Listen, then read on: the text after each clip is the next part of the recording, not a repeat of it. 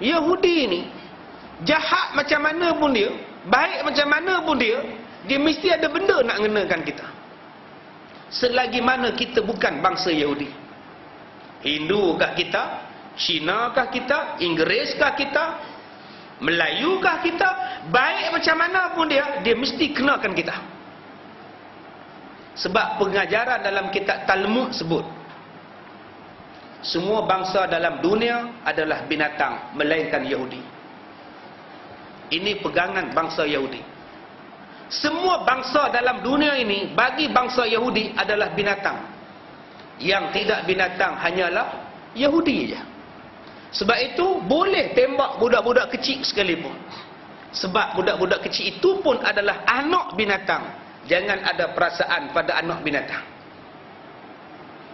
Kita punya duk kesian dekat bangsa Palestin, kena tembak budak baru lahir, kena tembak. Bagi bangsa Yahudi tak ada belas kasihan. Sebab itu binatang pada dia. Yang seterusnya, riba adalah satu amalan mereka, kewajipan kepada mereka, dan melaksanakan riba ke atas umat Islam adalah berpahala. Dia tanya pada saya, Ustaz, berapa puluh tahun dah orang Islam berperang dengan Palestin, dengan Israel?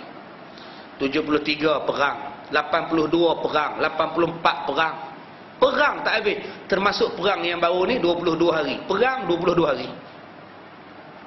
Mana ada perasaan belah? Ustaz tahu tak pasal apa tak ada belas?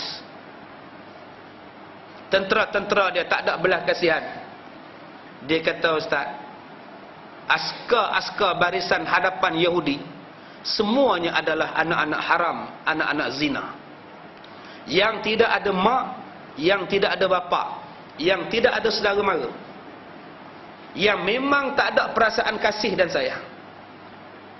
Tuan-tuan tengok cerita Rambo.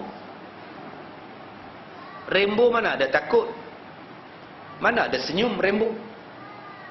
Adik-adik dia mungkin tak kenal Rambo kot. Dia kata pisau Rambo. Mana ada senyum Rambo. Dia tak ada belah. Mana ada perasaan sedih.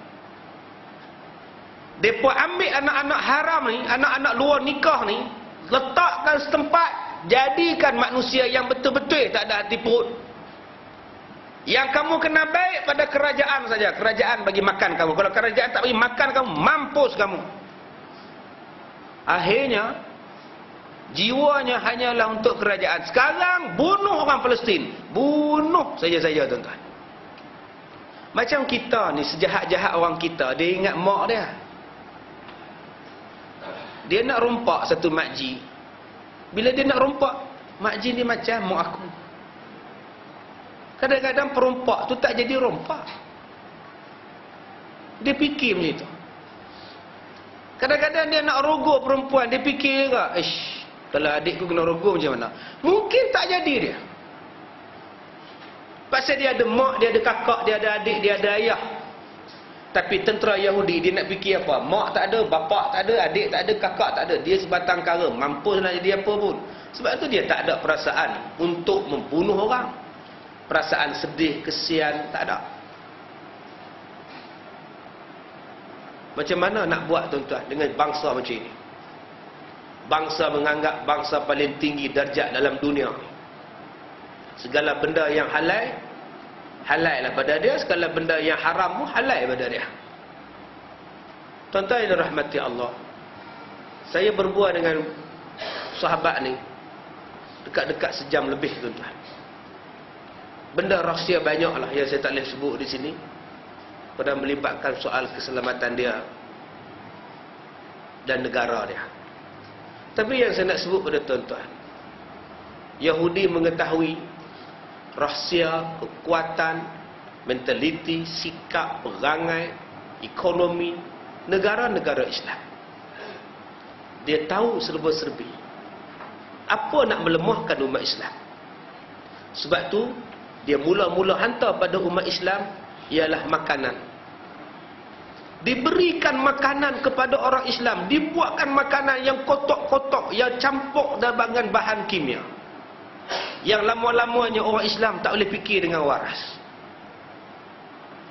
Berpuluh tahun orang Islam duk makan benda-benda yang hebat yang dibuat daripada negara-negara yang hebat-hebat, negara Amerika ni, bila makan barangan Amerika, bila hisap benda barangan Amerika, kita rasa hebat.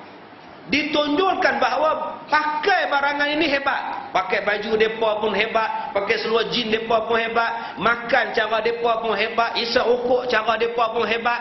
Dalam hebat-hebat itulah diletakkan macam-macam racun, benda-benda kotor di dalam dia, sampai menjejaskan umat Islam punya kesihatan.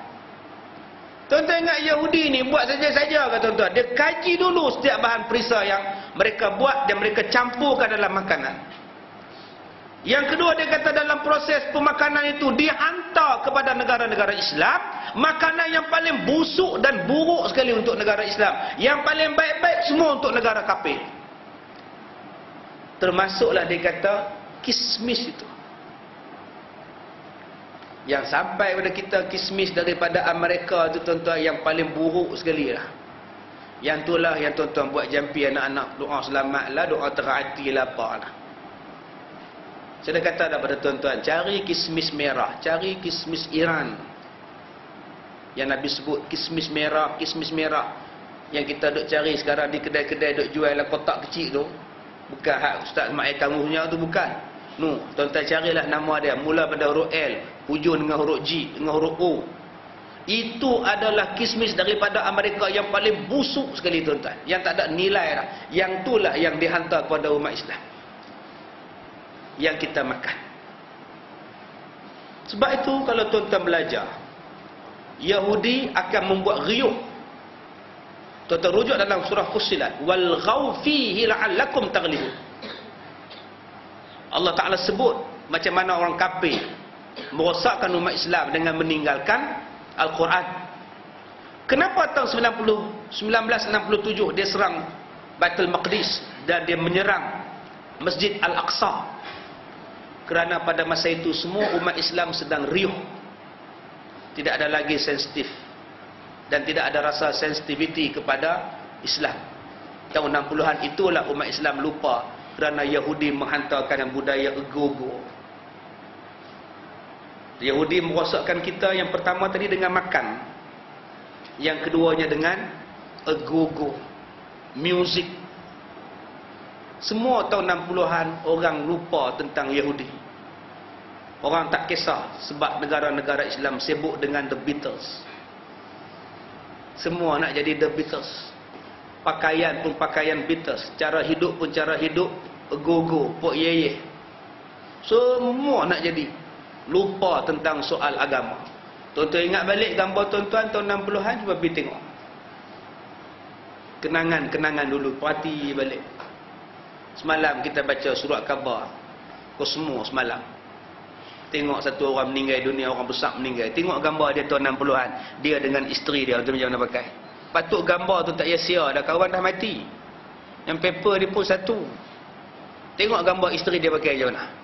Saya tak gamak tengok walaupun gambar tu tahun 60-an, tapi tak sesuai ditayangkan gambar itu. Gambar lama.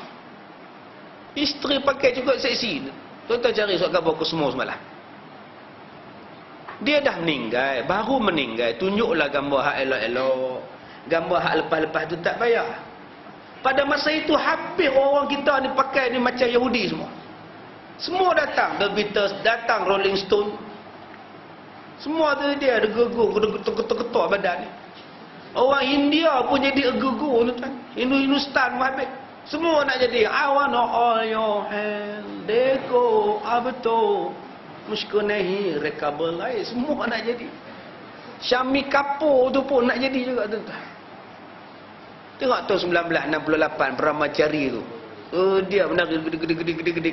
Tak ada lah image India dalam cerita Brahmachari tu. Semua gugur lah. Aje ke tere mere pyare ke tel ai. Betul kan? Kita kena tanya penulis lirik kita. Bila mari 70-an, dia tukar daripada gugur, dia tukar pada hippies, Woodstock. Semua rambut panjang. Beatles pun jadi rambut panjang dah. Dulu Beatles rambut pendek. Mari 70-an, dia jadi rambut panjang dah. Jadi spek mata bulat dah. Hitam spek mata. Rambut panjang dah. Apa? Dadah. Apa? Dadah. tahun 70-an. Yahudi hantar dadah. Tahun 73 dia start berperang dengan Palestin, berperang dengan Mesir tahun 73. Pun orang tak ambil kisah. Kerana Yahudi dah menghantar dadah. Sampailah umat Islam leka dengan dadah. Bermula dadah ni tahun 70-an, tahun 60-an tak ada lagi dadah, tuan-tuan. Budaya inilah budaya yang sampai seluruh umat Islam dan seluruh umat manusia di muka bumi ni semuanya jadi hippies, Woodstock. Budaya seks bebas, jenis tak mandi punya ni. Rambut ramba punya beg, baju rambut ramba seluar meleret jalan, sapu habis sampah. Ini tahun 70-an. Kesan dia bukan pada negara Islam. Saya kata satu dunia. Orang India pun yang kuat berpegang pada India pun tewas dengan Yahudi. Itu yang datang Dum Meredum itu. Dev Anand dengan Zinat Aman. Dum Meredum Hari Rama Hari Rani.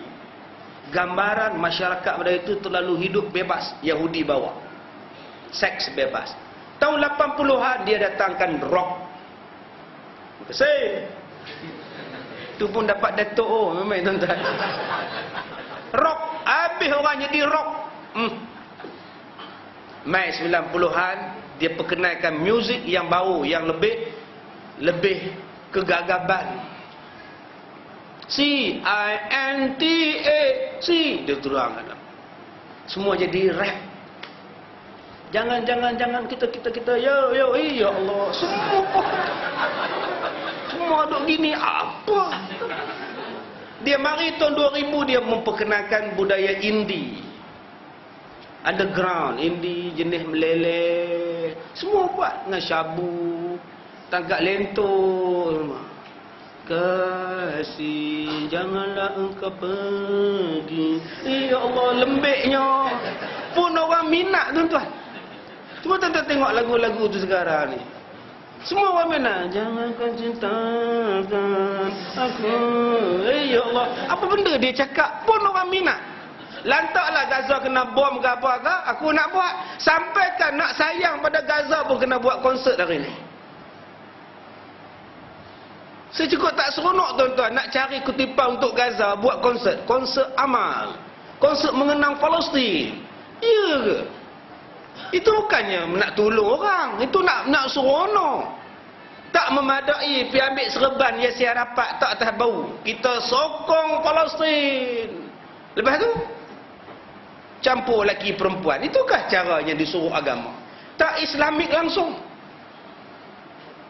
Yang betul-betul macam mana perjuangan kita.